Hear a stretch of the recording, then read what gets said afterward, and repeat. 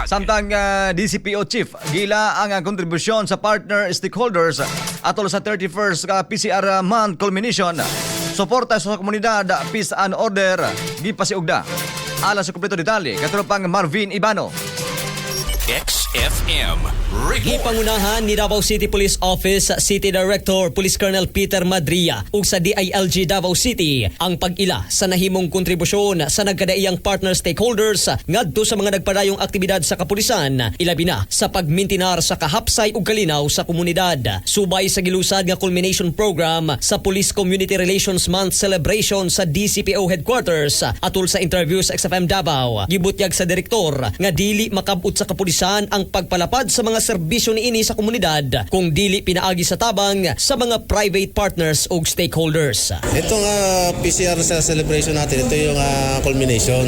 Nag-invite po tayo ng mga stakeholders, yung mga communities natin, just to give yung recognition sa kanilang suporta at tulong na ibinibigay sa ating kapulisan para masustain po natin at ma-maintain natin yung kaayusan at katahimikan ng ating AUR. Sabi ko nga palagi na ang peace and order ay hindi pulis lang ang involved. So marami po tayong mga kasama rito, especially yung ating community na sila ang patuloy nagbibigay ng tulong at suporta para palakasin po natin yung ating pong mga activities at palakasin yung ating ugnayan para masure po natin na maganda po ang resulta ng itong pagmimaintain ng kaayusan at katahimikan. Ipasabot ni Madria nga dili lamang kutob sa PCR month celebration ang pagpasiugda sa importansya sa lig-on nga relasyon sa kapulisan ug komunidad nga tungod niini gimanduan na niya tanang nasakupang police stations nga ipadayon ug pakusgan pa ang nasugdan nga mga paningkamot sanglit wala matud pay mahimong maayong trabaho ang kapulisan kung dili suportahan sa komunidad, ilabi na sa kampanya batok kriminalidad. Ang Police Community Relations nagpasabot kini sa padayon nga interaksyon, komunikasyon ug susamang pagsalig sa usag-usa tali sa mga tigpatuman sa balaod ug sa publiko. Di nagunang tumong niini mao ang pagtukod og kooperasyon, pagpakunhod sa krimen ug hiniusang pagsulbad sa mga problema sa komunidad. Nasayran nga subay sa Presidential Proclamation number 764 ginaobserba matag bulan sa Hulyo ang Police Community Relations kon PCR month. Diin karong bulana mao ang ika-31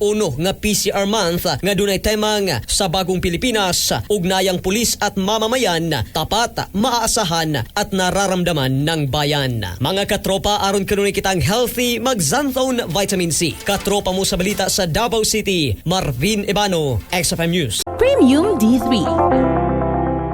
Mapalit sa mga butika.